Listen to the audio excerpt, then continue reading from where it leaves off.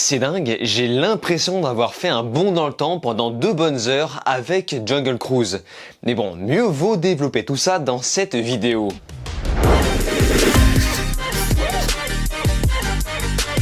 Salut à tous, c'est Vince alias Amir Game et on se retrouve aujourd'hui pour parler d'un film d'aventure américain du nom de Jungle Cruise. Ce dernier est réalisé par Jaume Collet-Serra. Alors, je ne sais pas si on dit Yaume, Home, Jaume, bref, vous me reprendrez. Ce qu'il faut savoir, c'est que c'est un réal qui a l'habitude de faire des films plutôt sympas, mais bon, un peu oubliables sur les bords. Notamment quelques thrillers d'action avec Liam Neeson. Mais notons aussi qu'il s'agit du réal du prochain film Black Adam. Drôle de coïncidence quand on sait que dans ce film et dans Jungle Cruise, on retrouve notre ami Dwayne Johnson. Bref, pour en revenir à ce nouveau film Disney au même titre que Pirates des Caraïbes, il s'agit d'une adaptation de l'attraction Jungle Cruise que je ne connaissais pas, puisqu'elle n'existe pas en France. Et pourtant, j'adore les attractions de ce type, mais bon, malheureusement, je n'ai pu voir que quelques vidéos, de façon à voir à quel niveau le film allait s'en inspirer. Et tout comme The Suicide Squad, les francophones sont les premiers à bénéficier de ce film.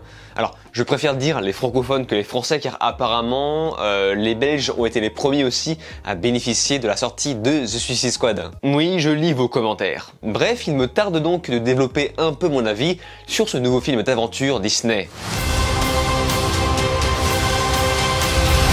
Le film se focalise sur la chercheuse Lily Houghton. Cette dernière part à l'aventure à la recherche d'un remède miracle. Pour ce, elle va devoir être accompagnée du capitaine Frank Wolf. Armée de sa tête et des muscles de son coéquipier, Lily découvrira des forces mystiques tout droit sorties de Pirates des Caraïbes. Et ils ont intérêt à faire vite car le méchant sera à leur trousse pour attraper ce remède avant eux. Bon alors, c'est très simple, dans ce film Disney a pioché dans les plus gros succès d'aventure. C'est-à-dire qu'on a à la fois du Pirates des Caraïbes, du Indiana Jones, de la Momie de 99, et c'est justement en ça que j'ai réellement eu l'impression de remonter dans le temps, tellement que ce film reprend tous les codes de l'aventure. Mais il faut dire que le voir au cinéma fait son effet. Ça m'a un peu rappelé l'époque de mes études à Paris où je me faisais un ciné tous les soirs. C'est-à-dire que ce film a vraiment un petit côté relax. T'arrives, tu te poses sur un siège, tu regardes, et puis voilà, tu te prends pas la tête. Tu ne te prends pas la tête à voir un film d'aventure d'un ancien temps plein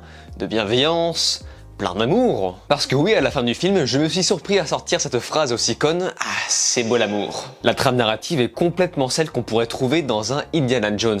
Je trouve que le personnage qu'incarne Emily Blunt est sans rappeler celui que Rachel Weisz incarnait dans La Momie, donc une femme très intelligente, courageuse et fougueuse. Après, Rachel Weisz dans La Momie, il y avait un petit côté maladroite, ce qui la rendait un peu plus mignonne, et surtout ce qui extirpait le côté Marissou. Là on sent que Disney a voulu faire un personnage sans trop de défauts, à côté de ses deux acolytes qui eux en ont plein. L'évolution sera plus basée sur la relation qu'elle va établir avec ses coéquipiers. Ce qui fait qu'on obtient un duo très cool. D'un côté on a le cerveau et l'agilité, et d'un autre on a les muscles. Évidemment on a le fameux sidekick rigolo très maladroit, qui m'a vraiment rappelé Jonathan dans La Momie. Donc quand je vous dis que le film reprend des codes des films d'aventure, c'est pas pour rien. J'en profite aussi pour dire que ça fait longtemps que je n'ai pas vu un film avec un Dwayne Johnson aussi attachant. Attachant et humain mentalement au-delà de ses gros muscles. À côté, j'ai remarqué quelques idées de mise en scène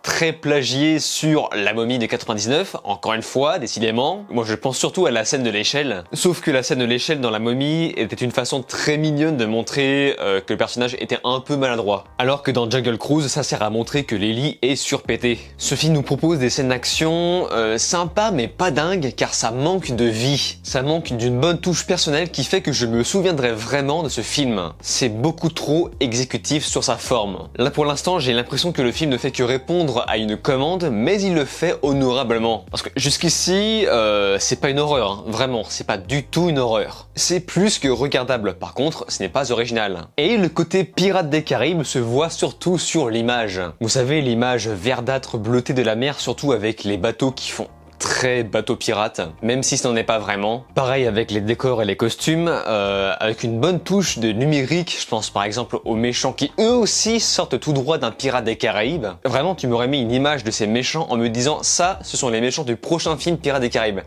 J'y aurais cru, vraiment. Mais en tout cas voilà, niveau décor et costumes, c'est très riche, ça fait plaisir à voir, malgré la grosse couche de numérique et de fond vert, surtout avec les animaux, mais bon, voilà, n'oublions pas que c'était plutôt indispensable pour ce qu'ils voulaient faire. Et la partie Indiana Jones se trouve notamment sur les musiques. C'est complètement du style orchestral à la John Williams. Je trouve ça juste dommage qu'il n'y ait pas de thème principal plus mémorable, de façon à aider le film à mieux se démarquer. Et le tout sera accompagné d'un sound design qui fait très attraction Disney, parce que c'est ce qu'est le film, une grosse attraction. Tu te poses, tu t'en prends plein la face, ensuite tu rentres chez toi et tu dors bien. Donc voilà, Jungle Cruise est un film qui détend et fait le taf en mangeant à tous les râteliers possibles. Donc pour rappel, en reprenant sur La Momie pour ses personnages, sur Indiana Jones pour sa musique et l'époque, et sur Pirates des Caraïbes pour l'image et ses méchants. C'est du bon McDo cinématographique goût Disney. À la fin tu fais